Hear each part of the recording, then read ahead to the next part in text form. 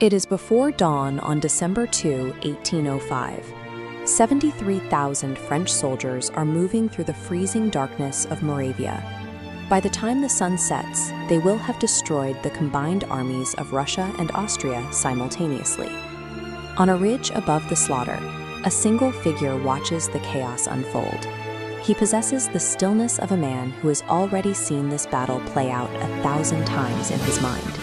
He is 35 years old. He stands 5 feet 6 inches tall, and he was born on an island most European monarchs could not find on a map.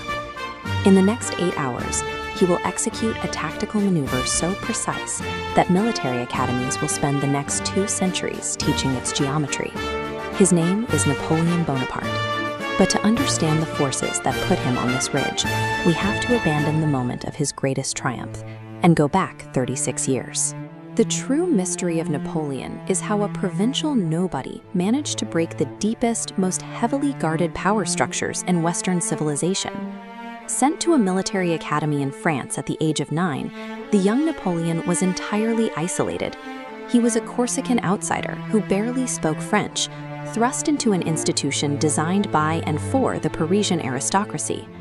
The elite officers of his generation gravitated to the cavalry, a branch defined by pageantry, sabers, and the inherited privilege of mounted warfare.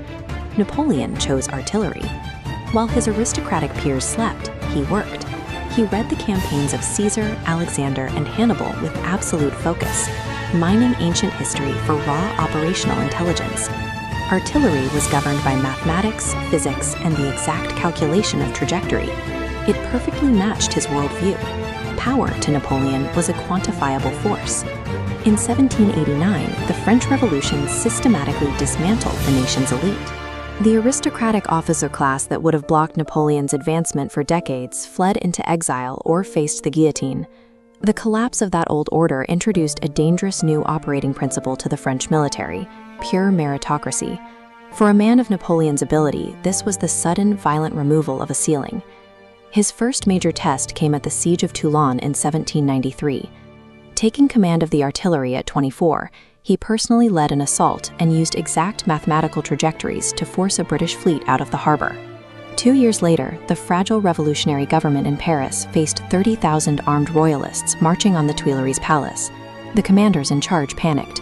Napoleon assessed the threat and ordered his men to load their cannons with grapeshot, anti-personnel ammunition that acts like a massive shotgun. He fired directly into the advancing mob, killing 200 people in seconds. He described the decision with cold precision. It was necessary. This calculated brutality proved to the government that he was willing to do what politicians would not. His reward was command of the starving, demoralized army of Italy. Within 12 months, he transformed that broken force, winning 11 out of 12 major battles and forcing the powerful Habsburg Empire to the negotiating table. His primary weapon in Italy was tempo. By moving faster than his enemies could resupply or reposition, he forced them to constantly react, denying them the time to think. Through Toulon, the streets of Paris, and the plains of Italy, Napoleon bypassed the traditional rules of engagement. In a static military world, he had become an unstoppable kinetic anomaly. By 1799, the revolutionary government was collapsing under corruption and foreign pressure. Recognizing the political vacuum, Napoleon abandoned a stalled military campaign in Egypt, left 30,000 of his own soldiers behind, and sailed back to Paris. On November 9th, 18 Brumaire in the revolutionary calendar, he executed a coup. He dissolved the existing government and concentrated all meaningful power into his own hands with shocking efficiency. He was 30 years old and the ruler of France. His next moves shifted the battlefield to the state itself. Looking at this first edition of the Napoleonic Code, the imperial stamps mark a complete overhaul of the French legal system. He standardized civil law, protected property rights, and abolished feudal privileges. This blueprint for equality was eventually exported globally. He drained swamps, built roads, and established a national bank. Every civil reform was executed with the exact same ruthless structural efficiency as his battlefield maneuvers. December 2nd, 1804.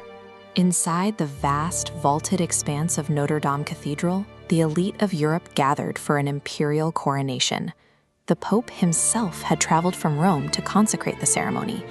As the moment arrived, he reached forward to place the crown on the emperor's head. Napoleon stopped him. He took the crown from the Pope's hands, and he placed it on his own head. This action was coldly calculated. He was stating, physically and publicly, that he owed his power to no god, no church, and no royal bloodline. He owed his position only to himself. The outsider from Corsica had entirely and unapologetically engineered his own ascent.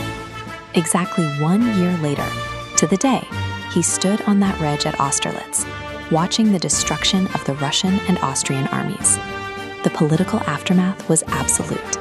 Within 6 weeks, the Holy Roman Empire, a political structure that had stood for 1,000 years, simply ceased to exist. This 1810 map illustrates his sheer geopolitical dominance. The borders of the French Empire swallowed the western half of the continent. By 1812, he was the master of Europe, controlling more territory than any leader since the Roman Caesars. But his empire was built entirely on aggressive, forward momentum. It lacked the capacity to remain static, and so his gaze turned east. He prepared to give an order that terrified his marshals, a singular, devastating decision that would unmake everything he had built. June 24, 1812. It takes 3 full days for the mass of men to cross the Niemen River. 685,000 soldiers. It is the largest military force ever assembled in the history of human warfare. From a ridge above the eastern bank, Napoleon Bonaparte watches the crossing unfold. His expression is completely unreadable. He has already redrawn the map of Europe 3 times, unmade kings, and dissolved centuries-old alliances. But his dominance relies on a fragile economic blockade meant to strangle British trade. Russia has just withdrawn from that system. Without Russian compliance, the blockade fails, and British money will continue to fund every coalition raised against France. Napoleon's empire functions like a shark. It relies entirely on aggressive, forward momentum. It cannot survive standing still. To secure his grip on Europe, he must march into Russia, force a single decisive battle, and crush Tsar Alexander's army. He expects a rapid victory. His entire tactical doctrine is built on striking fast, destroying the enemy's army in a concentrated engagement, and imposing peace terms before they can recover. But the Russians refuse to cooperate. Instead of meeting him in a decisive clash, their armies retreat eastward. As they fall back, they burn their own crops and torch their own villages. They are deliberately trading space for time. This scorched earth withdrawal actively neutralizes Napoleon's primary weapon, his speed. By refusing to engage, the Russians draw his massive, resource-hungry military machine deeper and deeper into a vast, hostile, and empty expanse. When the armies meet at Borodino, it results in 70,000 casualties in a single day. The French technically hold the field, but the Russian army survives. 2 weeks later, Napoleon enters Moscow expecting a surrender. Instead, he finds a burning city. The Russians torched their capital rather than hand it over. He waits 35 days in the Kremlin's ashes for a peace offer that never comes. By the time he orders the retreat in late October, the window for survival has closed. The temperature plummets to minus 30 degrees Celsius, tearing through a military force that had crossed the border in summer uniforms. This area chart visualizes the staggering scale of the Grande Armée at the campaign start. As they march westward through the snow, Cossack cavalry harries their flanks day and night. The retreat reaches its absolute lowest point at the freezing Berezina River, where collapsing pontoon bridges drown thousands of panicked men in a deadly bottleneck. In just 6 months, the largest military force in human history collapses. Out of the 685,000 men who crossed into Russia, fewer than 100,000 make it back out. Napoleon leaves the remnants of his dying army in Poland and races back to Paris. Needing to control the narrative and project strength, he extracts thousands of new conscripts from an exhausted France and trains an entirely new force. He fights brilliantly, but the Allied coalition has simply grown too large. After a crushing defeat at Leipzig, he is forced to abdicate in 1814 and accept exile on the island of Elba. 10 months later, he slips past his guards, marches back into Paris and reclaims the throne.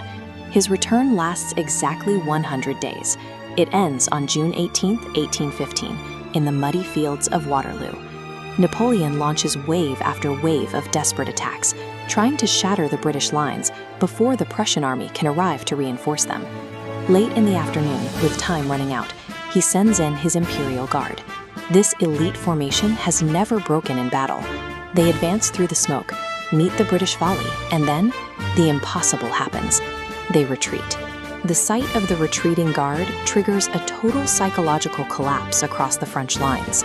They do not just lose a tactical position, they lose the illusion of their own invincibility. The military machine shatters completely. The Allied powers take no chances a second time. The commander who once moved hundreds of thousands of men across continents is systematically reduced to a single prisoner. He is sent to St. Helena, a sheer volcanic rock in the South Atlantic, 2,000 miles from the nearest continent. It is the most remote inhabited place the British Empire can find. He spends his final 6 years pacing these cliff paths, dictating his memoirs to a shrinking inner circle, and fighting bitter disputes with the British governor over protocol until his death at age 51. A man whose sheer force of will erased ancient empires and redrew the borders of Europe, dies confined to a tiny, windswept speck of rock that offers absolutely no passage home. History struggles to contain him within a single narrative. He was a tyrant who reinstated slavery in the French Caribbean, ruthlessly suppressed political dissent, and fed millions of soldiers into the furnace of his own ambition. Yet he was simultaneously a modernizer who dragged European institutions into the 19th century by force. He abolished feudal privileges and established a standardized civil law code that remains the foundation of legal systems in dozens of countries today. His imprint survives in the physical architecture of Paris and in the political concept of meritocracy, the revolutionary idea that a person could rise based on their ability rather than their bloodline. Napoleon evades simple moral verdicts. The world was already moving toward modern warfare and codified rights. He simply made himself the mortal instrument of that change, and 2 centuries later, civilization still carries the shape he pressed it into.